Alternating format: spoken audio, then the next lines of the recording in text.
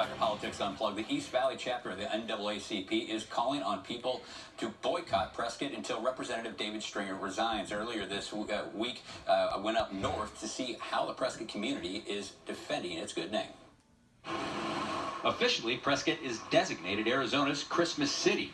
Instead of celebrating the holidays, this historic Old West town finds itself in the middle of a front-page controversy. We're not real happy with the press we're getting for it. I don't think he reflects the current views of Prescott. These women are referring to State Representative David Stringer, whose racially charged remarks has himself and his hometown in hot water. I think he should resign. He's very inappropriate. Regardless, this week a civil rights group called for a boycott of Prescott for as long as Stringer stays in office. I think it's unfair because he doesn't represent our Prescott views. And we did speak to a lot of business owners here today, and they told us that they are worried about the negative attention. They are worried about calls for boycotts.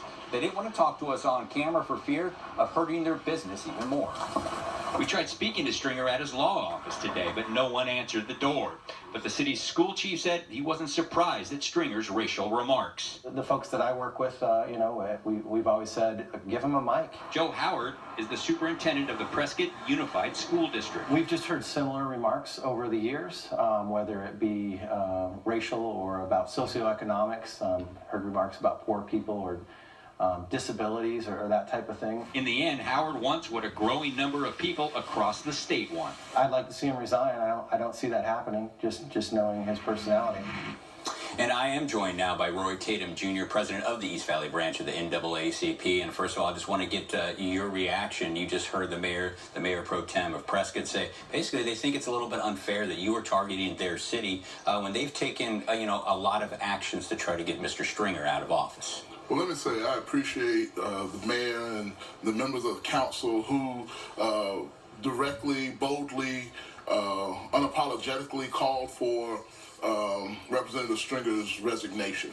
However, we have to take the necessary precautions and the necessary steps to alert people to the community that has elected Representative Stringer. When Representative Stringer says that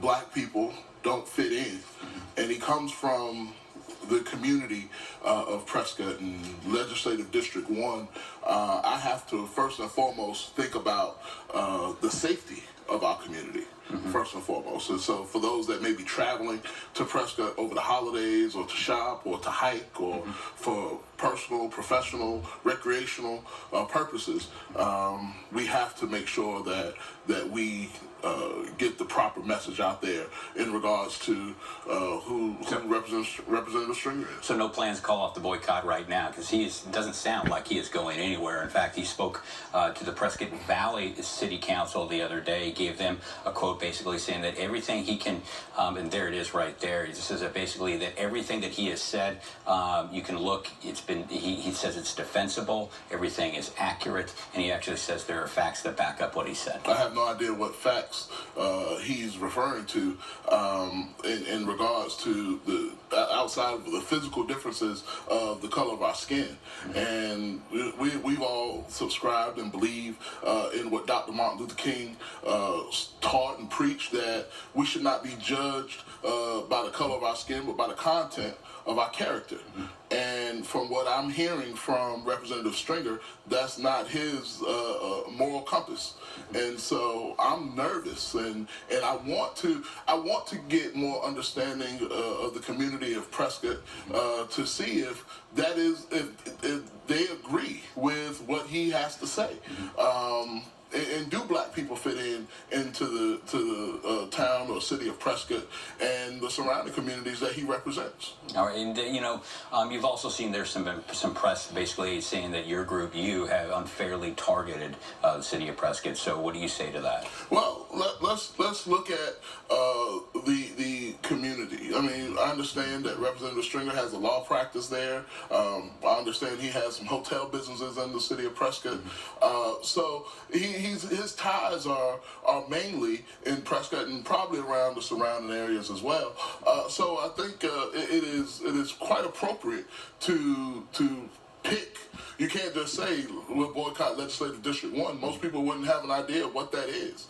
And so the city of Prescott is the target at this point in time. Not to say that it can't be expanded or it can't be specifically targeted, but at this point in time, I think it's important to let our community members know, and our supporters and allies, that we should stay out of Prescott right now for the time being. And let's see what Representative Stringer decides to do if he wants to make sure that his community is protected. Does he care? And do you plan on meeting with this, the city council, with city leaders, maybe to find some solution short of Mr. Stringer not resigning, because it doesn't look like he is? Right. Are you willing to work with them on some sort of alternative? I welcome a meeting. I welcome a meeting with the mayor and city council members, city manager. I've had a number of people reach out from the city of Prescott already, some business owners, some elected officials already reaching out to my office to see if we can schedule a meeting to talk. And again, short of Mr. Stringer stepping down, what would satisfy you to lift this boycott? Well, obviously, we do not want to see a person like Representative Stringer in the Arizona House of Representatives. We've gone through too much. We've been dealing with Confederate monuments. We've been dealing with over-policing. And the last thing that we want in the Arizona House is a person who's openly racist and who's clearly articulated his disdain. I feel it's disdain for African Americans, and in this day and time where you see African Americans shot and killed by police, the police called on African Americans for just simply carrying out their day-to-day activities.